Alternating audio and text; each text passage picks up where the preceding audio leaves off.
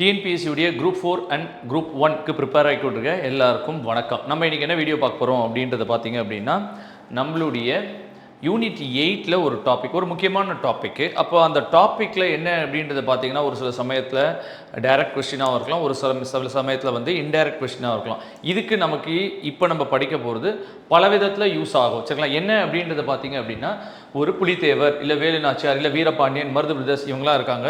இவங்க பீரியடில் எந்தெந்த பேரோட இவங்க போரிட்டாங்க, இல்லை வெள்ளைக்காரங்க யாரோட இருந்தாங்க, இல்லை முக்கியமான ஈவெண்ட்ஸ் என்ன அவங்களோட நடந்துச்சு அப்படின்றத பற்றி ஒரு சின்ன ஒரு ஜஸ்ட் பார்க்க போகிறோம். இது ஸ்ட்ரெயிட்டாக ஆன்சர்ஸ் இல்லை அப்படின்னாலும் பல கொஸ்டின்ஸ்க்கு உங்களுக்கு ஆன்சர்ஸை டிரைவ் பண்ணுறதுக்கு, எலிமினேஷன் பண்ணுறதுக்கு பல விதத்தில் யூஸ்ஃபுல்லாக இருக்கும். ஸோ அதனால் இந்த ரெண்டு பேரையும் நீங்கள் டைரெக்டாக படித்து வச்சுக்கோங்க. ஸோ என்ன இருக்குது அப்படின்றத பாருங்கள். இப்போ நம்மக்கிட்ட என்ன இருக்குன்னா, புலித்தேவர் அப்படின்னு ஒன்று இருக்குது. ஸோ புலித்தேவர் அவர் இருக்கிறாரு, அவர் யார் யாரோட போரிட்டார், என்னென்ன போரிட்டார், எந்த வருஷம் போரிட்டார், அதெல்லாம் இருக்கும். அப்போ இந்த பேர்களை நீங்கள் ஞாபகம் வச்சுருந்தாலே உங்களால் ரீகெயின் பண்ண முடியும். ஸோ புலித்தேவர் அவர் தான் முதல்ல வெள்ளைக்காரங்களை எதிர்த்து போரிட்டார், அதெல்லாம் நமக்கு எல்லாம் தெரியும். அப்போ அவர் மெஹஃபூஸ் கான் அண்ட் ஹெரான் அப்படின்றவங்க கூட போரிட்டார் அப்படின்றத நம்ம தெரிஞ்சுக்கணும். சரிங்களா?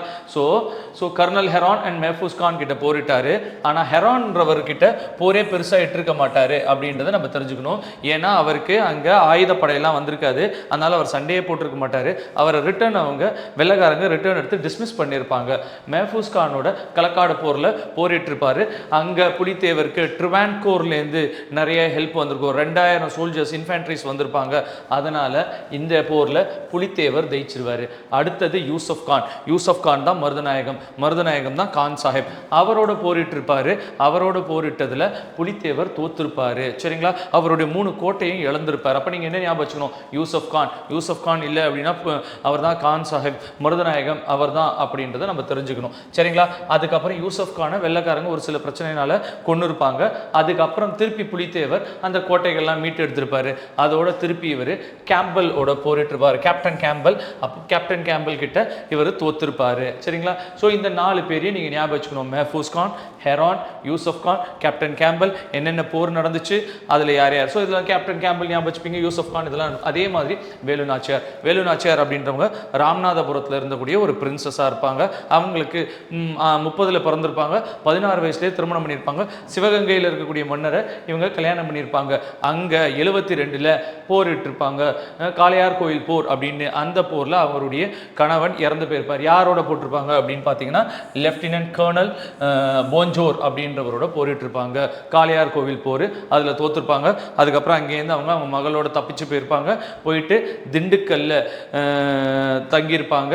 அதுக்கப்புறம் மருது பிரதர்ஸு, அப்புறம் திண்டுக்கல்ல இருக்கிறவங்க கூட எல்லாம் சேர்ந்து திருப்பி ஜெயிச்சிருப்பாங்க. முதல்ல ஜெயிச்சவங்க யார்? வெள்ளைக்காரங்களோட பெண்மணி அப்படின்னா அது வேலுநாச்சியார் தான். ஸோ நீங்கள் இங்கே ஞாபகம் வச்சுக்க வேண்டியது லெப்டினன்ட் கர்னல் போஞ்சோர். இதெல்லாம் நிறைய பேர் மறக்கிறாங்க.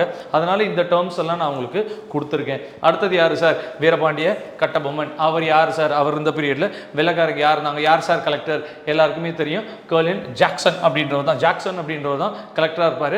அப்போ 2 நிர்வாகிகள், அட்மினிஸ்ட்ரேஷன் இருப்பாங்க, James London and colonel Jackson. அப்போ அந்த ஜேம்ஸ் லண்டன் அப்படின்றத நிறைய பேர் மறந்துடுவாங்க. அப்போ நீங்கள் அந்த பேரை ஞாபகம் வச்சுக்கோங்க அப்படின்றதுக்காக தான் இங்கே நான் கொடுத்துருக்கேன். ஸோ அவருக்கும் இவருக்கும் பிரச்சனை நடந்திருக்கும். ஒவ்வொரு இடத்துலையும் அவரை இந்த கலெக்டர் ஜாக்சன் வந்து அலைய விட்டுருப்பார். அப்போ ஒரு சில பிரச்சனைகள் நடந்திருக்கும். அந்த பிரச்சனைகள்லேருந்து தப்பிச்சு போயிருப்பார். அப்போ யார் சார்? இவருக்கு பதிலாக அடுத்த கலெக்டர், இவரை டிஸ்மிஸ் பண்ணியிருப்பாங்க, கலெக்டர் வந்திருப்பார். அடுத்த கலெக்டர் யார் சார் அப்படின்றத பார்த்தீங்கன்னா எஸ்ஆர் லுஷிங்டன் அப்படின்றவர் தான் அடுத்த கலெக்டராக இருப்பார். யார் சார் அவரை தூக்கியிருப்பாங்க அப்படின்ற கேள்விக்கு பார்த்தீங்கன்னா, கவர்னர் எட்வர்ட் கிளைவ் அப்படின்றவர் தான், ஆளுநர் எட்வர்ட் கிளைவ் தான் வந்து இவரை தூக்கியிருப்பார். யாரை தூக்கியிருப்பாங்க? ஜாக்சனை தூக்கிட்டு லுஷிங்டனை கலெக்டராக போட்டிருப்பார். அப்போ எதுக்கு சார் தூக்கியிருப்பாங்க? அப்போ ஒரு கமிட்டி போட்டு யார் தப்பு செஞ்சாங்க, யார் ரைட் செஞ்சாங்க, அப்போ அது ஒரு குழு இருக்கணும். அந்த குழுவில் யாரெல்லாம் இருந்தாங்க அப்படின்றத பார்த்தீங்க அப்படின்னா, William brown, William moron, John கேசாமேஜர், இந்த 3 பேர் அது கூடயே சேர்ந்து கவர்னர் எட்வர்ட் கிளைவும் இருந்திருப்பார் அப்படின்றத நம்ம தெரிஞ்சுக்கணும். சரிங்களா? வில்லியம் ப்ரவுனு, வில்லியம் ஓரம், வில்லியம் ஜான் கேசாமேஜர், அப்புறம் ராபர்ட் கிளைவ், இவங்களாம் அந்த குழுவில் இருந்திருப்பாங்க. அவங்க தான் வந்து கண்டுபிடிச்சிருப்பாங்க இந்த மாதிரி. ஜாக்சன் பண்ணது தான் தப்பு. இவர் பேரில் புலித்தேவர் கட்டபொம்மன் பேரில் எந்த தப்பும் இல்லை. இருந்தாலும் இவர் பேரில் நல்லது பண்ணாலும் இவருக்கு ஒரு விதமான நம்மளை அசிங்கப்படுத்திட்டாரு யார், இந்த காலின் ஜாக்சன். அதனால் இவர் வந்து மருது சகோதரோட க்ளோஸில் இருப்பார். அது மட்டும் இல்லாமல் வெள்ளைக்காரங்களோட யார் யாரெல்லாம் நல்லா க்ளோஸாக இருக்காங்களோ சிவகிரி அவங்களாம் இந்த சைடுக்கு வாங்க அப்படின்னு கூப்பிட்டுருப்பாரு. ஸோ இந்த சைடுக்கு வராதவங்க மீறி போர் தொடுப்பேன்னு இருப்பாங்க. அப்போ போர் தொடுக்கிறீங்க அப்படின்னா, அப்போ வெள்ளைக்காரங்க சப்போர்ட் பண்ணுறவங்க மேலே போர் தொடுக்கிறீங்கன்னா உன் மேலே நான் போர் தொடுப்பேன் அப்படின்றத சொல்லிட்டு என்ன பண்ணியிருப்பாங்க அப்படின்றத பார்த்தீங்க அப்படின்னா, இவர் மீது போர் யார் சார் போட்டார் அப்படின்னா பேனர் மேன் அப்படின்றவர் தான் போட்டார். சரிங்களா, பேனர் மேன் அப்படின்றவர் போட்டிருப்பார். ஸோ நீங்கள் மேஜர் பேனர் மேனே ஞாபகம் வச்சுக்கோங்க. அப்போ நீங்கள் யார் யார் வீரபாண்டிய கட்டபொம்மன் பீரியடில் இருந்தாங்க அப்படின்ற ஒரு லிஸ்ட்டு நான் உங்களுக்கு இங்கே கொடுத்துருக்கேன். சரிங்களா, அடுத்தது யாரை பற்றி பார்க்க போகிறோம் அப்படின்னா Marudhu brothers. So Marudhu brothers இருக்கும்போது யார் யாரெல்லாம் இருந்தாங்க, கொலினல் மேக்கலே என்ன பண்ணார், இன்னன்ஸ் என்ன பண்ணார், அதெல்லாம் உங்களுக்கு தெரிஞ்சுதான் நீங்கள் கீழே கமெண்ட் செக்ஷனில் கமெண்ட் பண்ணுங்கள். நம்ம முக்கியமானது என்ன அப்படின்னா கர்னல் ஆக்னியூ அவர் பீரியடில் தான் இருந்தார். அவருக்கு சண்டை வந்திருக்கும் அப்படின்னு நமக்கு தெரியும். இந்த கர்னல் ஆக்னியூ தான் இன்னொரு பேரில் இந்த ஆக்னியூன்ற பேர் அப்படி வரும்.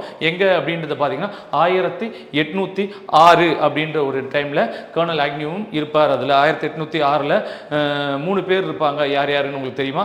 வில்லியம் பென்னிக் அப்படின்றவர் இருப்பார், அப்புறம் ஜான் கிராடாக் அப்படின்னு இருப்பார், கர்னல் ஆக்னியூ அப்படின்றவங்க இருப்பாங்க. 1806 வேலூர் கிளர்ச்சி அப்படின்றது. ஸோ வேலூர் ரிவால்ட்டில் இவங்களாம் இருப்பாங்க அப்படின்னு தெரிஞ்சுக்கும். ஸோ இந்த மாதிரி ஒரு முக்கியமான ஒரு சில பேர்களை சொல்லியிருக்கேன். ஸோ இந்த பேர்கள்லாம் நீங்கள் ஞாபகம் வச்சுருந்தீங்க அப்படின்னா உங்களுக்கு எக்ஸாமில் அங்கே சென்டென்ஸ் கொடுக்கும்போது எந்த வருஷம் ஏது அதெல்லாம் ஞாபகம் இருக்கும். ஆனால் இந்த பேரை நிறைய பேர் மறக்கிறீங்கன்றதுக்காக இதை நான் கொடுத்துருக்கேன். இந்த மாதிரி உங்களுக்கு வீடியோஸ் வேணும் அப்படின்னும் பட்சத்தில் சப்ஸ்கிரைப் பண்ணுங்கள், லைக் பண்ணுங்கள். நன்றி, வணக்கம்.